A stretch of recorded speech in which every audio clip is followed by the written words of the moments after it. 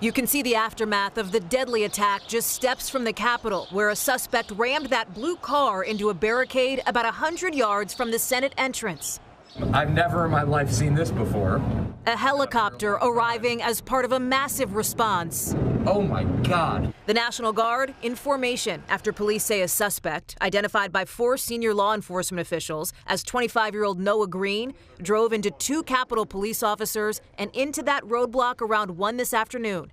The head of Capitol Police says he jumped out of the car holding a knife, ignored commands to stop, and instead started to run aggressively towards the officers. They opened fire, killing the suspect, but not before those 2 officers on scene were hurt and taken to the hospital, with Acting Chief Yogananda Pittman soon after, visibly emotional as she revealed this devastating news. It is with a very, very heavy heart that I announce one of our officers has succumbed to his injuries. Officer William Billy Evans, an 18-year veteran of the Capitol Police Department, killed. A line of squad cars, lights and sirens on, carrying his body to the medical examiner's office in a processional through downtown Washington. It's an almost unthinkable blow for a police force still reeling from what happened January 6th and the deaths of 2 of their own. Today, unlike then, lawmakers are out of town, back home for the Easter holiday. But on a typical day, senators and staff would have used this intersection to get to the Capitol from their office buildings across the street. That's where our own Leanne Caldwell was in lockdown today. I saw the law enforcement. I just thought to myself, what could be happening again? Extra fencing put up after January's insurrection came down only recently, giving more access to the center of our democracy. And in the heart of Washington, heartbreak tonight. And we are learning late tonight that the other officer who was hit behind me here is in stable and non-life-threatening condition. Lester. And Hallie, I know they've been following this at the White House. What's the president saying? Well, President Biden, Lester, has ordered the flags at the White House lowered to half staff and says he and the First Lady are heartbroken. They are grateful to the first responders here. He's been getting regular updates from his Homeland Security advisor and will continue to do so as this investigation goes on. Lester. All right. Hallie Jackson, thank you. We're learning more tonight about the man investigators say attacked the Capitol Police, including how he recently posted on social media that he was going through a crisis in his life. Justice correspondent Pete Williams has more. Law enforcement officials say tonight that the driver of this car who attacked police officers with a knife was Noah Green, 25, who'd been living in the Norfolk, Virginia area. Capitol Police say he was unknown to them.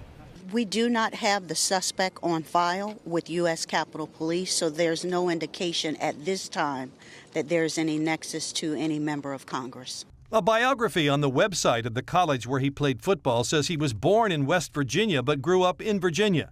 On his Facebook page in his last posting a few weeks ago, he said he recently lost his job and wrote, quote, "These past few years have been tough. These past few months have been tougher," adding, "I've been tried with some of the biggest, unimaginable tests in my life." And police say no sign this was a terrorist attack.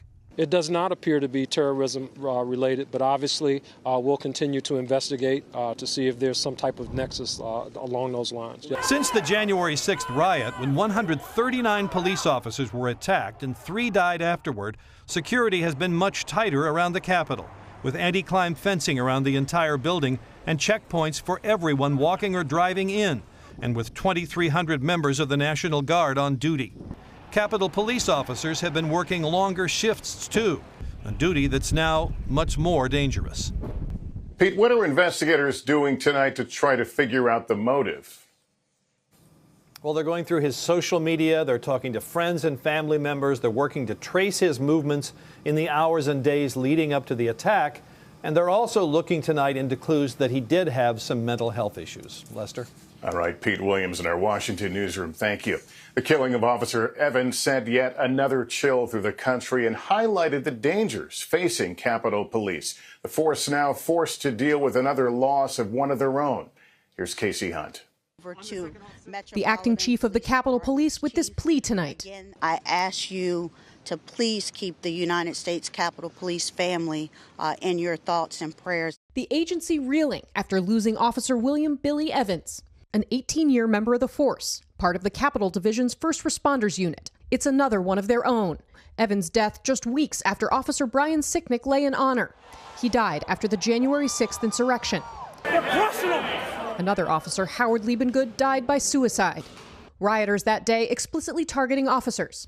In the aftermath of the riot, officers working 18-hour shifts 6 days a week for weeks on end to maintain tighter security. Today is just another example of what they do every day for us to put their lives on the line, and officers across the country.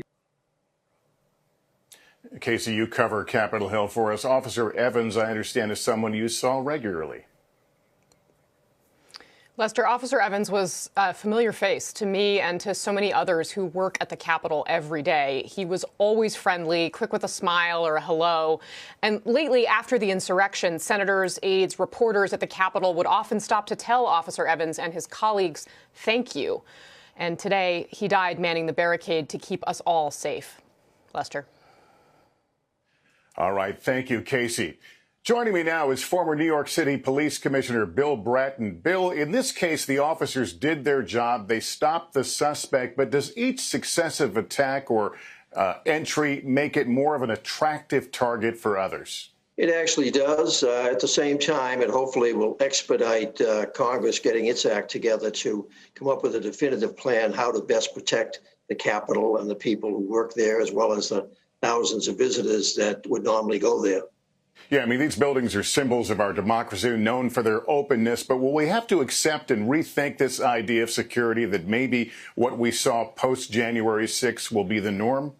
I think you're going to see a significant step up in security, but there's ways you can do that aesthetically in the sense of the fencing, the various barricades that need to be used.